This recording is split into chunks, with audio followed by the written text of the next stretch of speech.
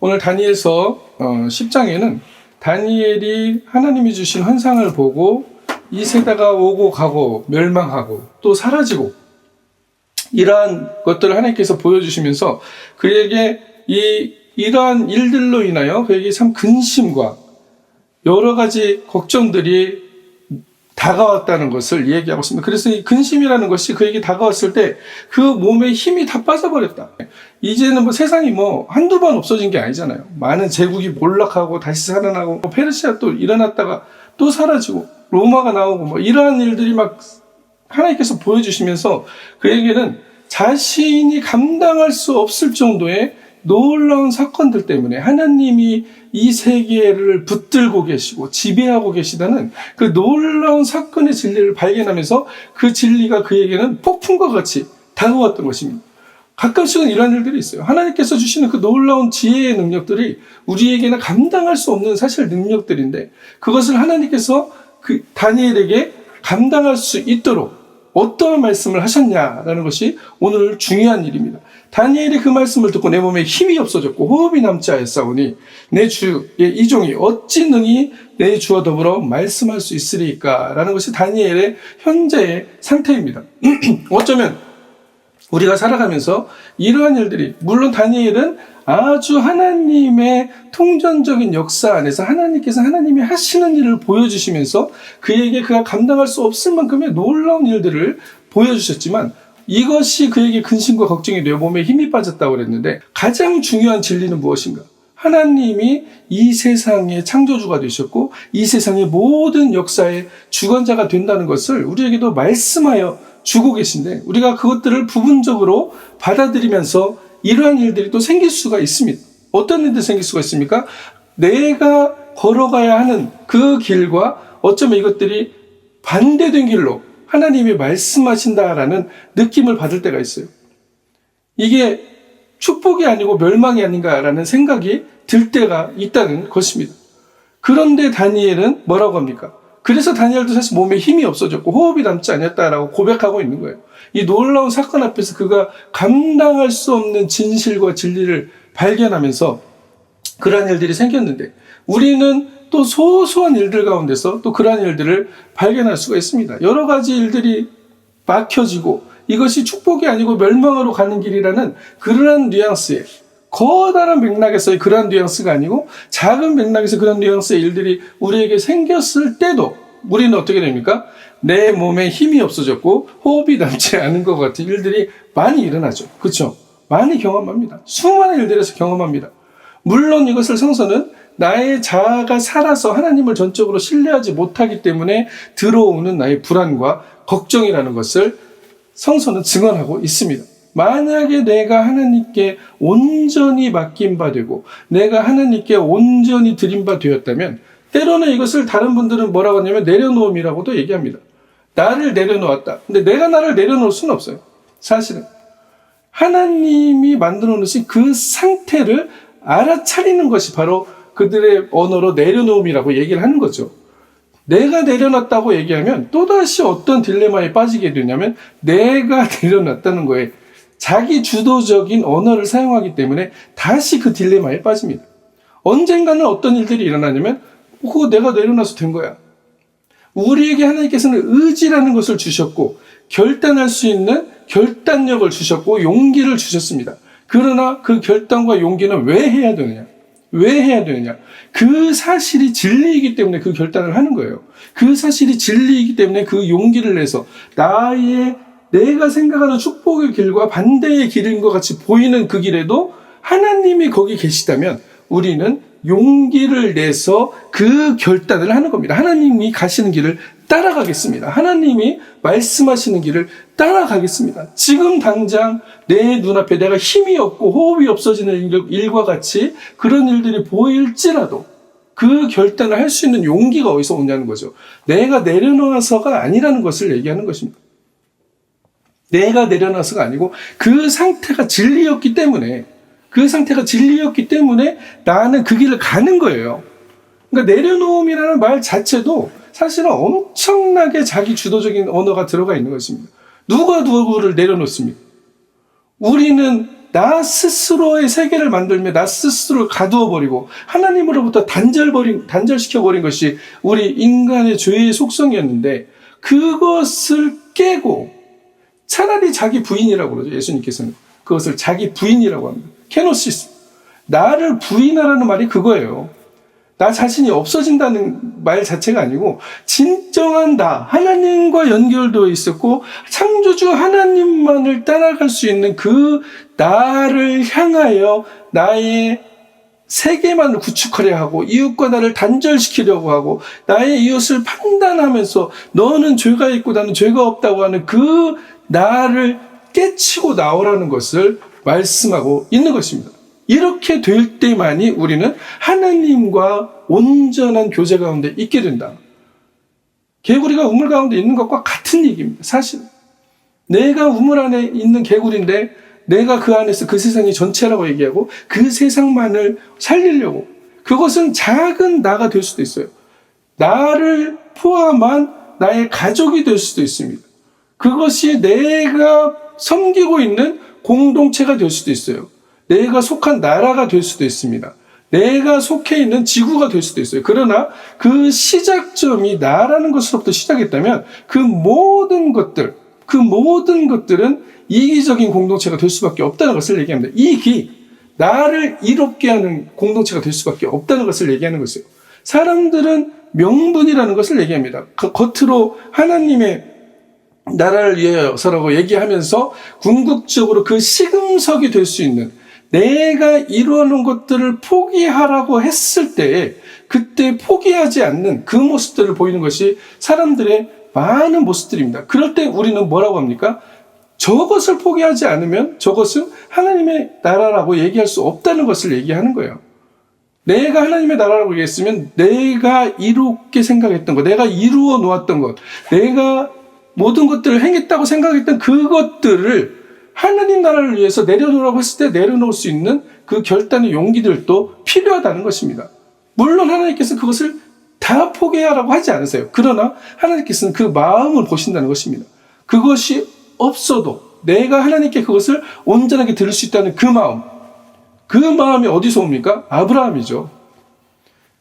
내 독자 이삭을 네가 아끼지 아니하였은즉, 하나님께서 아브라함과 이삭과 야곱을 통해서, 아브라함을 통해서 수많은 민족에게 복이 되게 하시고 그에게 하나님이 모래알과 같이 그 자손들을 번성케 하신다고 하셨는데, 이삭을 줘놓고는 그것을 하나님께서는 시험하시는 겁니다. 시험하시는 것입니다. 너의 믿음이 정말 시금석 앞에 섰을 때 너의 이기적인 공동체를 만드는 것만으로 끝날 것이냐, 아니면 이것이 정말 하나님이 원하시는 그 길, 하나님이 만들어 놓으신 그 진리의 길을 향하여 네가 결단할 수 있느냐를 얘기하는 것입니다. 우리가 이 상태, 하나님이 만들어 놓으신 상태가 있기 때문에 그것을 향하여 가는 것이지, 마치 내가 무엇을 내려놓는 것처럼 얘기하는 것 자체도 상당한 오류가 될 수 있습니다. 이 언어가 도움은 줄 수 있어요. 어느 순간 나를 깨트리고 나아갈 수 있는, 한 발짝 더 나아갈 수 있는 도움은 줄 수 있습니다. 그러나 이것이 궁극적으로 하나님이 만들어 놓은 그 상태에 우리가 가야 된다는 그 지향점을 주지 않고 궁극적으로 나를 다시 행하게 만드는 언어이기 때문에 우리는 그 언어에서조차도 벗어나야 된다는 것을 얘기하고 있습니다. 하나님께서는 다니엘에게 이렇게 말씀하죠. 10장 19절에 큰 은총을 받은 사람이요. 하나님께서 우리에게 주신 것이 무엇이냐라고 했을 때 큰 은총이라고 얘기하고 있습니다. 커다란 은혜라는 것이죠. Big grace, 그로스의 그나데, 전부 다 같은 말입니다. 이 은총, 은혜라는 것을 통하여서 우리가 하나님께서 주시는 복을 누리면서 살아가게 되어 있는데, 이 은혜라는 것이 무엇이냐는 것이죠. 저번 주에도 헤세드라는 말들이 나왔었습니다. 나는 인자를 원하고 제사를 원치 않는다. 하나님께서 우리에게 베푸시는 은혜인 것이죠. 하나님께서는 우리가 예배한다고 모여서 그냥 예배를 드리는 것이라고 해서 이것이 예배가 되지 않는다는 것을 얘기하는 것이에요. 그럼 무엇입니까? 하나님의 은혜를 깨달아 아는 사람들, 이 사람들이 바로 하나님께 예배하는 자들이 된다는 것을 말씀하고 있습니다. 내 몸에 힘이 없어졌고 호흡이 남지 않은 것과 같이 살아가는 이 세상에서 그것이 하나님께서 우리에게 원하는 삶의 방식이 아니에요. 그 방향으로 하나님께서 우리가 살아가라고 얘기하는 것이 아닙니다. 그러나 다양한 사건 속에서 우리에게는 그런 일들이 일어나게 돼 있어요. 일어나게 돼 있어요. 왜? 내가 온전하게 나를 깨고 나오지 못해서 하나님과 온전하게 연결되어 있는 그 상태의 기쁨을 누리지 못하기 때문에 결국 방해하는 것은 누굽니까? 나를 인식하고 있고 나를 지혜롭다고 생각하는 나예요.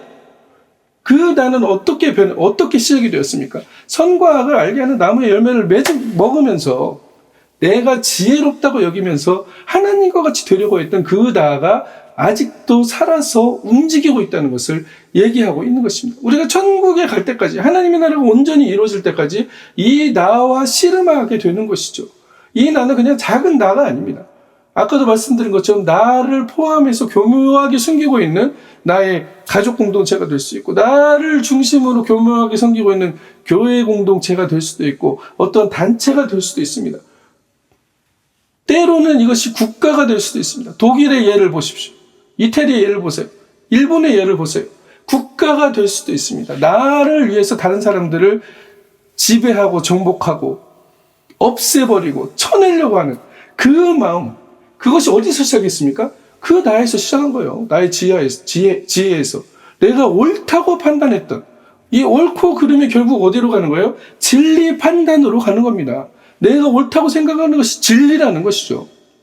내가 성서를 읽고 내가 그 성서를 해석해냈는데 그 성서를 해석해낸 것이 100% 진리다, 100% 옳다라고 얘기하는 것입니다. 그런데 가서 보니까 그 삶에서 드러나는 열매는 뭐예요? 나만 옳고 다른 사람은 쳐내야 되는 그런 상황이 되는 거예요. 그 진리의 칼을 가지고.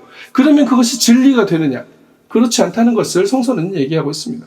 진리는 어떻게 하는 게 진리예요? 화목해 하는 게 진리고 하나 되게 하는 게 진리고 서로 사랑하게 하는 게 진리고 하나님의 나라는 그렇게 이루어진다고 얘기하고 있는데 서로 죽이려고 하고 내가 오름의 칼을 가지고 있기 때문에 내가 정의롭기 때문에 너를 쳐내야 된다는 것은 내가 성서를 읽고 그러면 내가 옳다라고 판단했던 그 진리는 진리가 될 수 없다는 것을 얘기합니다. 왜? 이 열매 가운데 나의 이웃이 배제되어지기 때문이라고 말씀하고 있습니다. 내 몸에 힘이 없어졌고 호흡이 남지 아니하였다. 내가 살아가면서 그러한 일들을 겪을 때 우리는 나의 신앙의 확장과 나의 신앙의 번영만을 위해서 때로는 간구할 때가 많습니다. 그런데 하나님께서는 어떠한 간구를 우리에게 원하시냐면 이 은혜 받은 자의 간구를 원하시는 거예요. 은혜 받은 자. 은혜 받은 자는 누구냐? 아까 말씀드린 큰 은총을 받은 사람.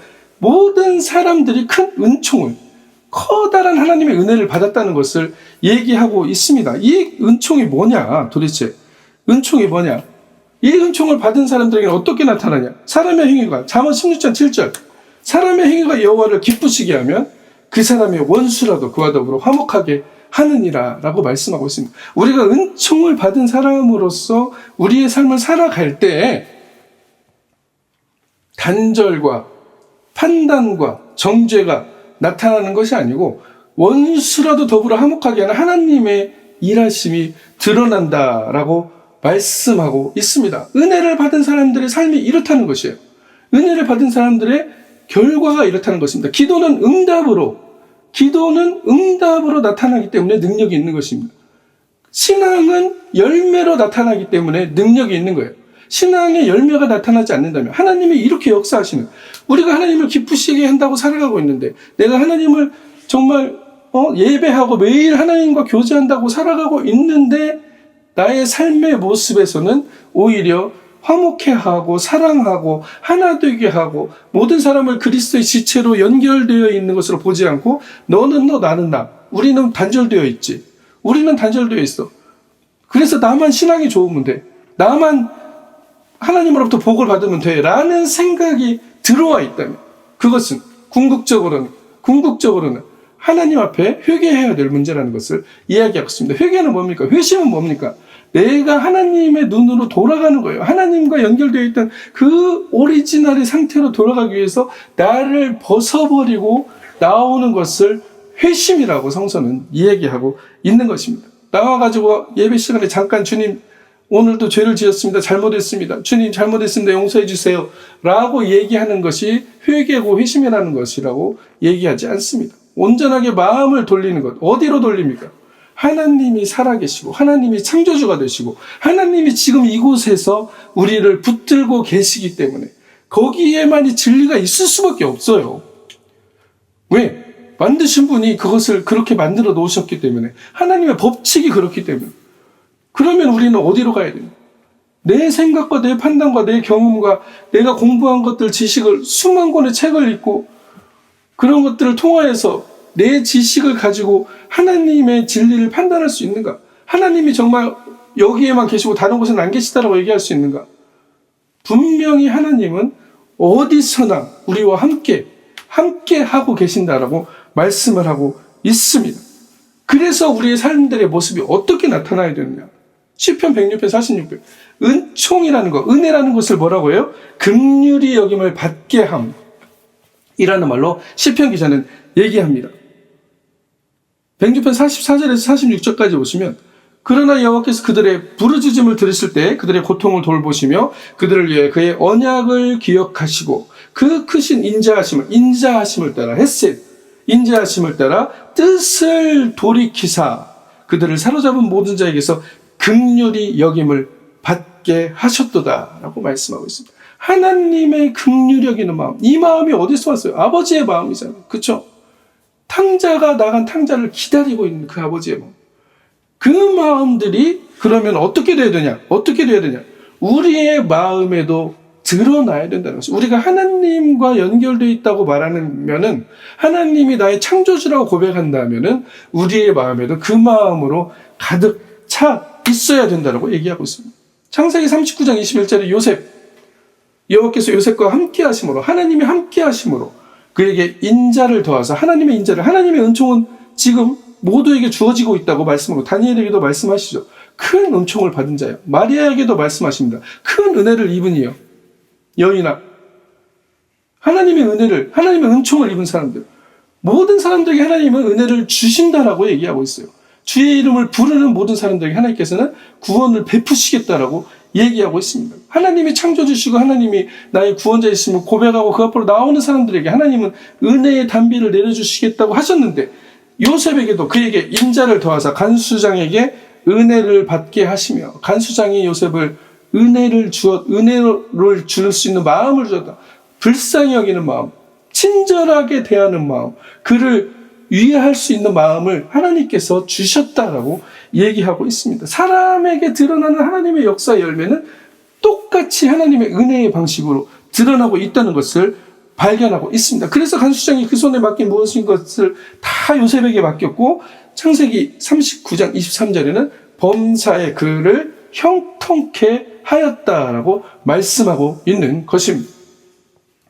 하나님이 주시는 그 은혜를 통해서만이 그리고 그 은혜를 정말로 발견한 사람들의 삶의 모습이 어떻게 드러납니까? 사람들이 나에게 자유롭게 하고 사람들이 나에게 친절하게 하고 사람들이 나에게 그냥 나를 위하는 것으로만 드러난다는 것이 아니라는 것을 말씀하고 있어요. 궁극적으로 나한테만 그렇게 하라는 것이 아닙니다. 그러면 뭐요? 가서 너도 이와 같이 하라. 우리도 그렇게 할 때만이 하나님의 영이 우리 안에 있다는 것을 드러낸다는 것을 말하고 있습니다. 그렇게 되지 않는 삶의 열매들은 우리 안에 어쩌면 스스로 속이고 있는 하나님의 영으로 충만하다고 하면서 그 모습이 안 드러난단 말이에요. 그러면 그거는 스스로 속이고 있는 충만함이 될 수가 있다는 것을 얘기하고 있습니다. 하나님께서는 우리에게 하나님의 큰 은총을 주셨는데 오늘 우리 본문 가운데 마태복음 말씀을 한번 살펴보겠습니다. 마태복음 18장 21절에서 35절의 말씀 보면 어떤 내용이 나오냐면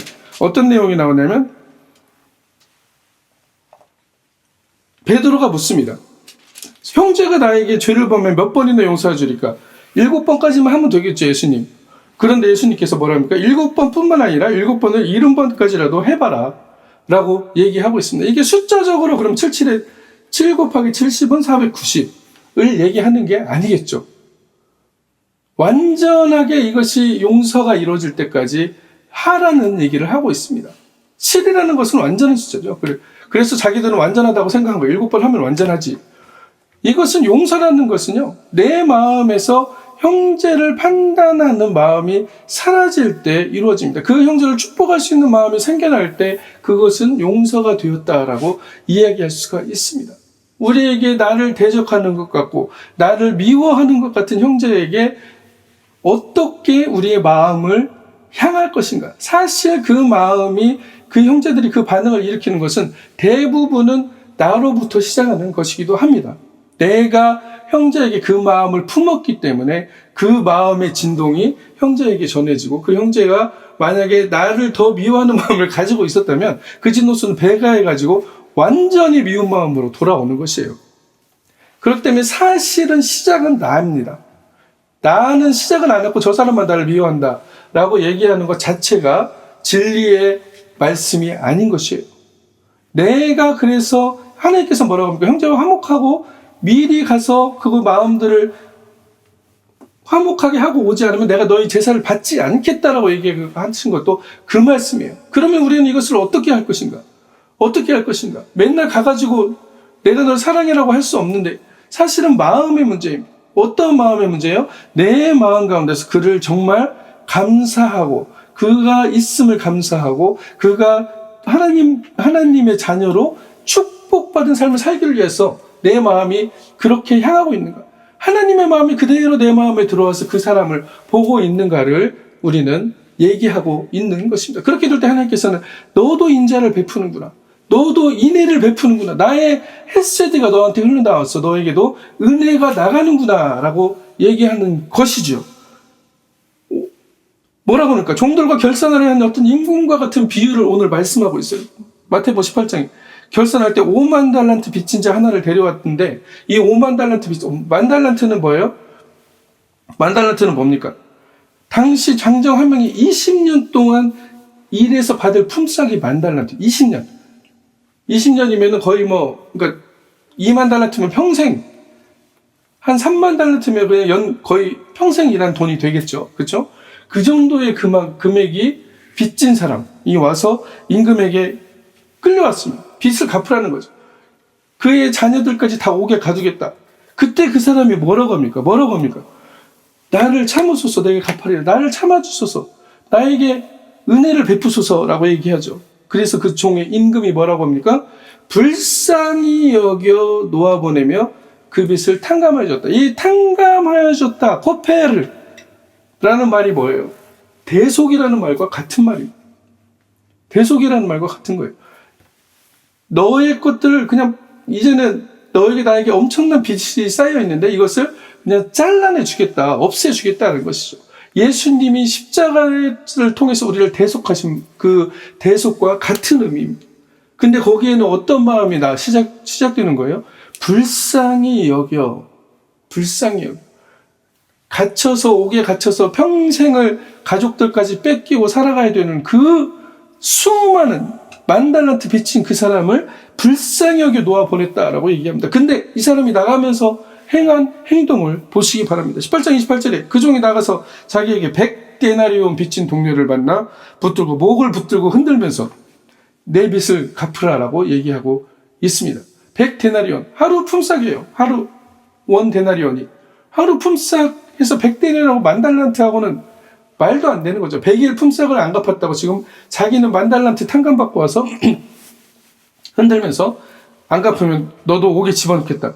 똑같이 이 사람이 그 종에게 얘기합니다. 동료끼리의 문제예요. 이제는 임금과 나의 문제였다가 동료끼리의 문제. 간구하여 이르되 나에게 참아주소서 갚으리이다. 똑같이. 근데 뭐라고 합니까? 빚을 갚도록 옥에 가둬버린다라고 얘기하고 있습니다. 그 동료들이 그것을 보고 불쌍히 여겨서 다시 주인에게 그 일을 고하고, 그 사람은 주인에게 어떠한 판단을 듣느냐? 악한 종이라는 판단을 듣게 됩니다. 네가 빌기에 내 빚을, 네 빚을 전부 탕감하여 주는데 내가, 마태복음 18장 33절, 내가 너를 불쌍히 여김 같이 너도 내 동료를 불쌍히 여김이 마땅하지 아니하냐. 불쌍히 여김이라는 게 측은하게 여긴다는 말도 있지만 그에게 내가 대접받고 싶은 대로 대접한다는 그 마음도 있는 거예요. 예수님께서 그것이 황금일이라고 했습니다. 네가 대접받고 싶은 대로 이웃을 대접하라. 이것이 사실은 우리 성서에서 말하는 내 이웃을 내 몸과 같이 사랑하는 그 말과 정확하게 일치가 되는 말입니다.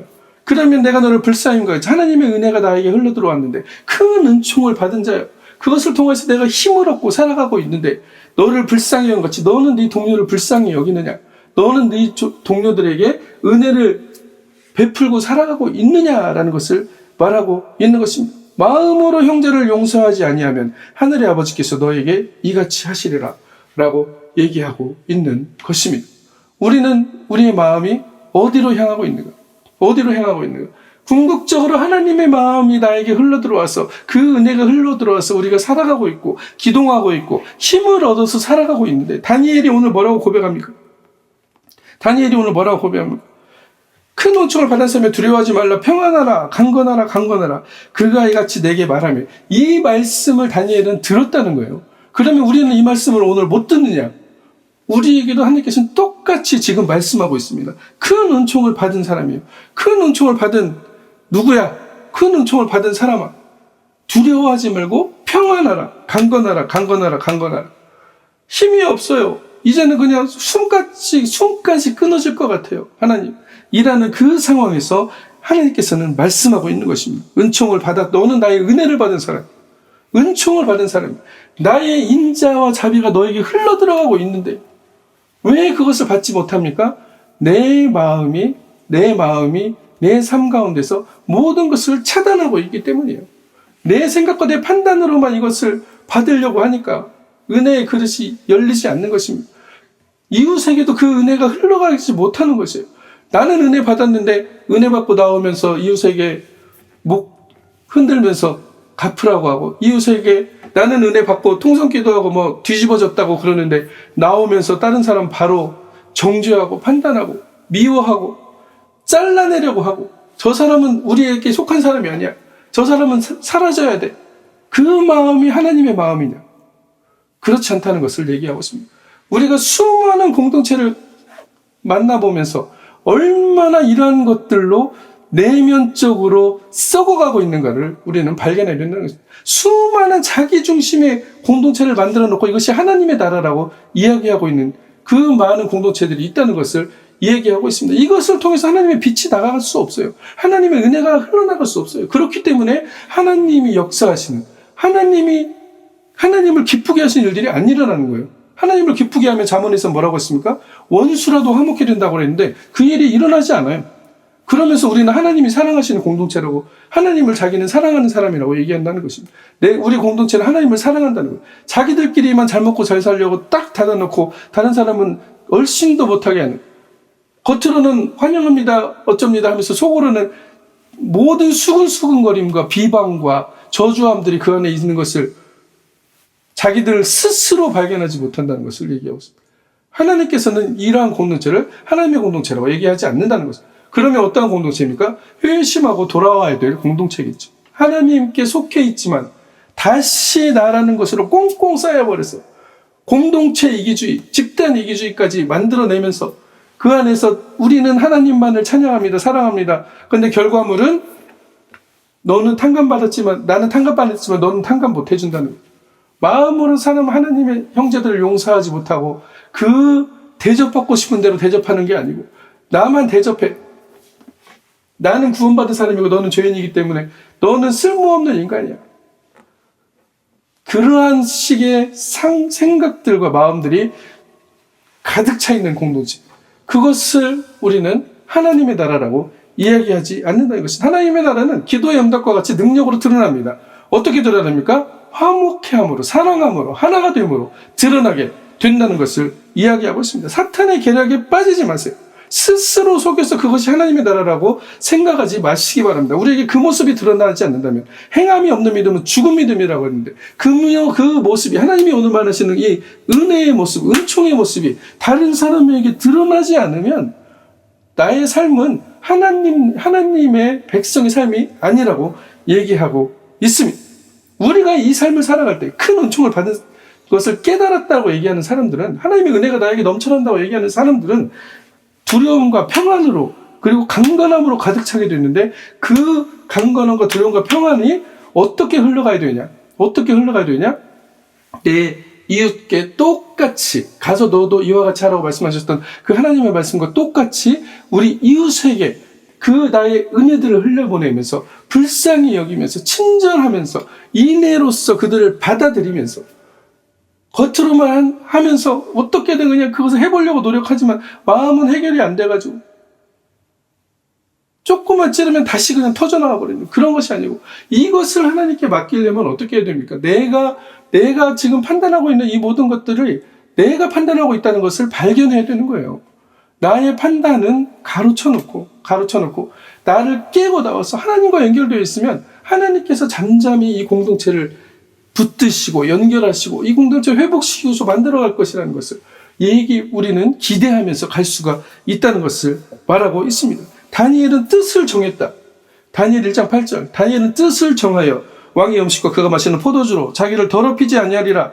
자기를 더럽히지 아니하도록 환관장이 은혜와 긍휼을 하나님께서 얻게 하였다라고 얘기하고 있습니다. 우리가 하나님을 기쁘시게 하겠다는 마음의 뜻을 정할 때 하나님께서 우리에게 은혜를 주시고 사람들로부터 은혜를 얻게 하는데, 나만 얻는 은혜가 아니라는 것입니다. 궁극적으로 이 은혜는 나와 이웃이, 내가 또 이웃에게 줘야 되는 은혜라는 것을 얘기하고 있습니다.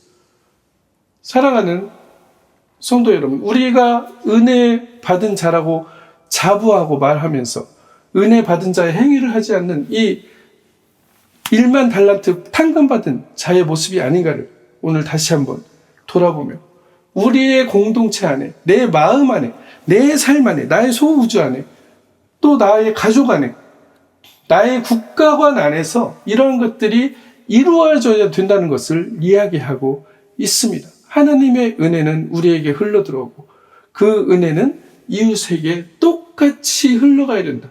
그러면 판단과 정죄가 없어져야 되는 거예요. 진리 판단이라는 것이 없어져야 되는 거예요. 나눠놓고 너는 그러다라는 그 생각이 일단은 사라져야 된다는 것을 얘기하고 있습니다. 미워하는 사람을 축복할 수 있고 미워하는 사람에게 감사할 수 있는 그 마음이 있어야 됩니다. 그 사람을 감사해보세요. 축복해보세요. 그 사람이 변화합니다. 그 사람이 그 축복과 감사를 받을 자격이 안 되면 어떻게 됩니까?